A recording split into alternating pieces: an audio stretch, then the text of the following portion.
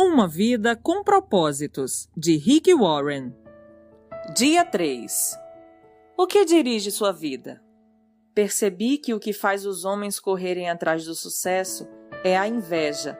Eclesiastes capítulo 4, versículo 4. O homem sem propósitos é como um barco sem leme, um vira-lata, um nada, um ninguém. Thomas Carlyle. A vida de todo indivíduo é dirigida por algo. A maioria dos dicionários define o verbo dirigir como guiar, controlar, direcionar. Se você está dirigindo um carro, batendo um prego ou chutando uma bola, estará naquele momento guiando, controlando e direcionando. Que força motriz dirige sua vida? Neste exato momento, é possível que um problema, uma urgência ou o fim de um prazo determinado estejam dirigindo você. É possível que uma lembrança dolorosa, um temor ou uma crença inconsciente também o estejam dirigindo. Centenas de circunstâncias, valores e emoções podem dirigir sua vida. Eis aqui 5 dos mais comuns. Primeiro, muitos são dirigidos pela culpa. Algumas pessoas passam a vida inteira fugindo do remorso e ocultando a vergonha. Dirigidas pela culpa, são manipuladas pelas lembranças, permitem que o passado controle o futuro e frequentemente punem a si mesmas, sabotando o próprio sucesso. Quando Caim pecou, sua culpa afastou-o da presença de Deus, que disse: "Você será um fugitivo errante pelo mundo." Gênesis capítulo 4, versículo 12b. Esse quadro descreve a maioria das pessoas hoje em dia: andar pela vida sem propósito. Somos produto de nosso passado, mas não precisamos ser prisioneiros dele. O propósito de Deus não é restringido por nosso passado. Ele tornou um assassino chamado Moisés num líder e um covarde chamado Gideão num corajoso herói. E também pode fazer coisas maravilhosas com o restante de sua vida. Deus é especialista em dar às pessoas um novo começo. A Bíblia diz: "Como é feliz o homem que tem suas desobediências perdoadas e seus pecados cobertos." Salmos, capítulo 32, versículo 1. Segundo, muitos são dirigidos pelo ressentimento e pela raiva. Algumas pessoas apegam-se a mágoas sem jamais superá-las. Em vez de aliviar a dor por meio do perdão, revivem-na continuamente em pensamento. Quando dirigidas pelo ressentimento, calam-se e interiorizam a raiva, enquanto outras se irritam e agridem outros. Ambas as reações são nocivas e inúteis. O ressentimento sempre machuca mais o ofendido que a pessoa que o ofendeu. Enquanto o ofensor provavelmente já esqueceu o insulto e seguiu em frente, você continua angustiado em sua dor, perpetuando o que aconteceu. Ouça, aqueles que o magoaram no passado não poderão continuar a feri-lo, a menos que você se agarre à dor por meio do ressentimento. O que passou, passou. Nada pode mudar o passado. Você apenas se machuca com a amargura. Para o seu próprio bem, aprenda com o passado e o mande para bem longe. A Bíblia diz: "Ficar desgostoso e amargurado é loucura, é falta de juízo que leva à morte." Jó, capítulo 5, versículo 2. Terceiro, muitos são dirigidos pelo medo. Seus temores provavelmente resultam de experiências traumáticas e de expectativas fantasiosas, do crescimento num lar extremamente severo ou mesmo de predisposição genética. Independentemente do que tenha causado tal situação, pessoas dirigidas pelo medo com frequência perdem grandes oportunidades por terem medo de correr riscos. Em vez disso, comportam-se de maneira cautelosa, evitando arriscar-se. O medo é o encarceramento voluntário, que o impedirá de se tornar no que Deus pretende que você seja. Você deve agir contra isso, com as armas da fé e do amor. A Bíblia diz: "No amor não há espaço para o medo. O amor amadurecido expulsa o medo." Considerando que o medo causa uma vida vacilante e cheia de temores, medo da morte, medo do julgamento, podemos dizer que quem tem medo não está completamente aperfeiçoado no amor. 1 João, capítulo 4, versículo 18.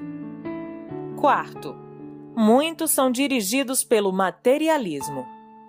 O desejo de adquirir é o único objetivo na vida de algumas pessoas. O impulso de sempre querer mais se baseia na concepção equivocada de que possuir mais me tornará mais feliz, mais importante e mais protegido. Contudo, são 3 expectativas falsas.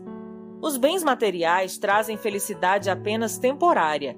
A situação de constante tranquilidade acaba gerando tédio e então passamos a desejar novidades, coisas maiores e melhores. Também é um mito a concepção de que quanto mais bens adquirir, mais importante serei. Autoestima e riquezas materiais não são sinônimos. Nosso valor não é determinado por nossas posses e Deus deixa claro que as coisas mais valiosas da vida não são os bens materiais. O mito mais comum a respeito do dinheiro é o de que quanto mais dinheiro se tem, mais protegido se está. Isso não é verdade. Riquezas podem ser perdidas num piscar de olhos por uma quantidade considerável de fatores que fogem do nosso controle. A verdadeira segurança só pode ser encontrada naquilo que jamais poderá ser tomado de você, seu relacionamento com Deus. Quinto, muitos são dirigidos pela necessidade de aprovação. Algumas pessoas permitem que expectativas alheias de pais, cônjuge, filhos, professores ou amigos controlem sua vida.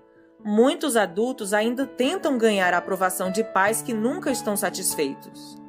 Outros são dirigidos pela pressão social do grupo a que pertencem, sempre preocupados com o que os outros podem pensar. Infelizmente, os que seguem a multidão quase sempre acabam perdidos nela. Não conheço todas as chaves do sucesso, mas uma chave para o fracasso é tentar satisfazer a todos.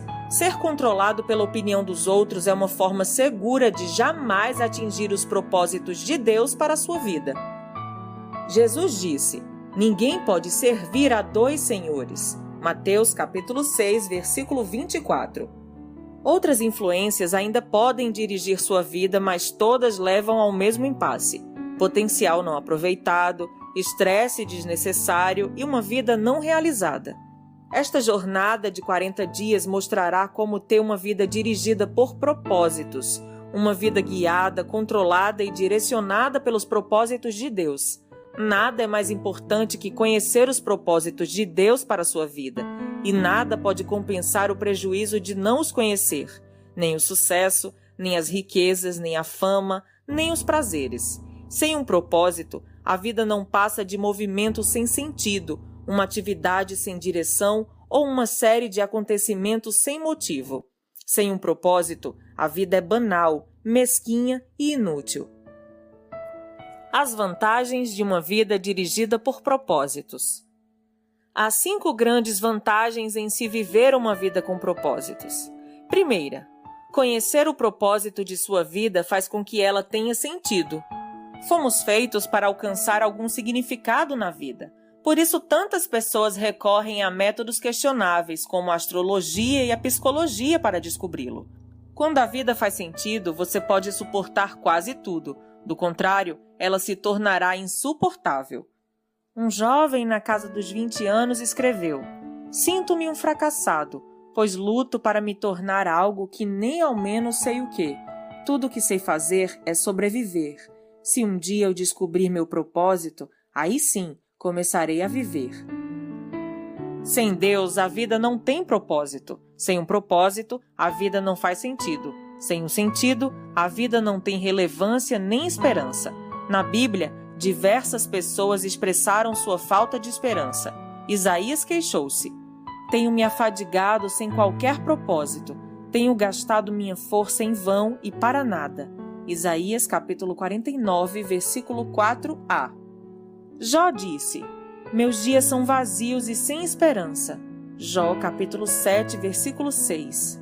E detesto a vida, não quero mais viver. Deixa-me em paz, pois a minha vida não vale nada. Isso está em Jó capítulo 7, versículo 16. A maior de todas as tragédias não é a morte, mas a falta de propósitos na vida. A esperança é tão essencial para a vida quanto o ar e a água. É preciso esperança para lutar. O Dr. Bernie Siegel descobriu que poderia prever qual dos pacientes com câncer apresentaria melhoras ao perguntar: Você quer viver até os 100 anos de idade? Os que tinham profunda noção de propósito de vida respondiam que sim, e eram aqueles com maiores probabilidades de sobrevivência. A esperança é resultado de se ter um propósito. Se você tem se sentido sem esperança, não desista. Mudanças maravilhosas acontecerão em sua vida quando você começar a viver com propósitos. Deus diz: sei os planos que tenho para vocês, planos para o bem, não para lhes causar aflição. Eu lhes darei esperança e um futuro promissor. Jeremias, capítulo 29, versículo 11. Talvez você esteja com a sensação de estar enfrentando um problema insolúvel, mas a Bíblia diz: Deus é capaz de fazer muito mais do que nós jamais ousaríamos pedir ou mesmo imaginar, infinitamente além de nossas mais sublimes orações, anseios, pensamentos ou esperanças. Efésios capítulo 3, versículo 20. A segunda vantagem: conhecer seu propósito simplifica a vida. Ele define o que você faz e o que não faz. O propósito é o padrão pelo qual você avalia suas ações para saber as que são essenciais e as que não são. Basta perguntar: essa ação me ajudará a cumprir o propósito de Deus para a minha vida? Sem um propósito claro, ficamos sem alicerce para fundamentar as decisões, dividir o tempo e empregar os recursos. A tendência será tomar decisões com base nas circunstâncias, nas pressões do momento ou nas variações de humor. Quem não conhece seu propósito exagera nas atividades e isso causa estresse, fadiga e conflitos. É impossível fazer tudo o que as pessoas querem que você faça. Seu tempo é suficiente apenas para fazer a vontade de Deus. Se não consegue realizá-la por completo, significa que está tentando fazer mais do que Deus pretendia que fizesse, ou possivelmente está assistindo muito a programas de televisão. Uma vida dirigida por propósito conduz-no a um estilo de vida mais simples e uma agenda mais saudável. A Bíblia diz: a vida presunçosa e cheia de pompa é uma vida vazia, mas a vida simples e sincera é uma vida plena. Provérbios 13, 7. Isso também leva à paz de espírito. Tu, ó Senhor, dás paz e prosperidade às pessoas que têm uma fé firme, às pessoas que confiam em Ti. Isaías, capítulo 26, versículo 3. Terceira vantagem: conhecer seu propósito ajuda a estabelecer prioridades. Isso faz com que esforços e energia se concentrem no que é importante. Você se torna eficiente ao ser seletivo. Faz parte da natureza humana distrair-se com assuntos de menor importância. Fazemos de nossa vida um jogo. Henry David Thoreau observou que as pessoas vivem num desespero silencioso. Mas hoje, uma melhor descrição seria distração sem objetivos. Muitas pessoas são como giroscópios, rodopiando num ritmo frenético sem jamais chegar a lugar algum. Sem um propósito definido, você ficará mudando de rumo, de emprego, de relacionamentos e de igreja, na esperança de que cada mudança seja definitiva ou preencha o vazio em seu coração.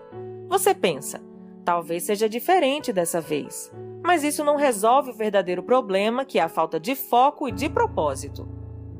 A Bíblia diz: não se descuidem, tentem entender o que o Senhor quer de vocês. Efésios capítulo 5, versículo 17. A capacidade de concentração pode ser verificada na luz. A luz difusa tem um impacto e energia reduzidos, mas você pode concentrar o foco. Com uma lente de aumento, os raios do sol podem ser concentrados a ponto de atear fogo à grama ou a um pedaço de papel. Quando a convergência da luz é maior, como o raio laser, ela pode até cortar o aço. Não há nada tão poderoso quanto uma vida direcionada, isso é, vivida com um propósito. Os homens e as mulheres que mais influenciaram a história estavam concentrados numa direção. O apóstolo Paulo, por exemplo, difundiu o cristianismo no Império Romano praticamente sozinho.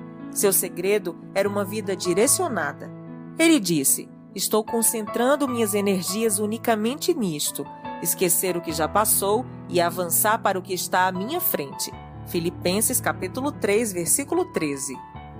Se você quer que sua vida cause impacto, dê-lhe uma direção. Pare de andar em círculos. Pare de tentar fazer de tudo. Faça menos. Elimine até mesmo as boas atividades, concentrando-se apenas no que for mais importante. Jamais confunda atividade com produtividade. Você pode estar ocupado sem ter um propósito, mas para quê? Paulo disse: assim, os interessados em tudo que Deus tem para nós devem se manter focados no alvo. Filipenses capítulo 3, versículo 15. Quinta vantagem: conhecer seu propósito traz motivação. O propósito sempre produz entusiasmo. Nada mais estimulante que um propósito claro. No entanto, a paixão se esvai quando falta propósito. Até mesmo levantar-se da cama se torna um fardo. Normalmente é o trabalho sem sentido que nos esgota, consome nossa força e nos rouba o prazer, não o excesso de trabalho. George Bernard Shaw escreveu: esta é a verdadeira alegria da vida, ser usado para um propósito reconhecido por você mesmo como grandioso, ser uma força da natureza em vez de um amontoado inconstante e egoísta de ressentimentos e lamentações, sempre reclamando que o mundo não se esforça para torná-lo feliz. Conhecer seu propósito irá prepará-lo para a eternidade. Muita gente passa a vida tentando criar um legado. Tais pessoas querem ser lembradas depois que partirem. Entretanto, o que em última análise mais importa não é o que os outros dizem sobre sua vida, mas o que Deus diz. O que as pessoas não percebem é que todas as realizações acabam sendo superadas, recordes são quebrados, reputações não subsistem e homenagens são esquecidas. Na faculdade, a meta de James Dobson era ser o campeão de tênis da instituição. Ele se sentiu orgulhoso quando viu sua taça exposta no local de destaque na sala de troféus da faculdade. Anos mais tarde, alguém lhe enviou o troféu pelo correio. Eles o haviam achado numa lata de lixo durante uma reforma na escola. James disse: um dia, todos os seus troféus serão jogados no lixo por alguém.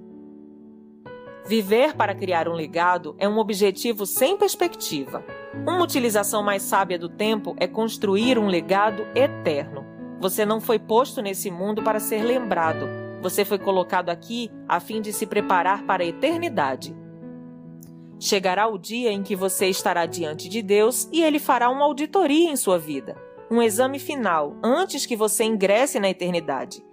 A Bíblia diz: lembrem-se, cada um de nós comparecerá diante do tribunal de Deus. Sim, cada um de nós terá de prestar contas de si mesmo a Deus. Romanos capítulo 14, versículos 10 e 12.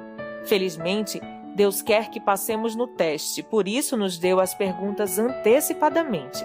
Pela Bíblia, entendemos que Deus nos fará duas perguntas fundamentais. Primeira, o que você fez com meu filho, Jesus Cristo? Deus não irá perguntar sobre sua formação religiosa ou visão doutrinária. O único ponto importante será: você aceitou o que Jesus fez por você? Aprendeu a amá-lo e a confiar nele? Jesus disse: eu sou o caminho, a verdade e a vida. Ninguém vem ao Pai a não ser por mim.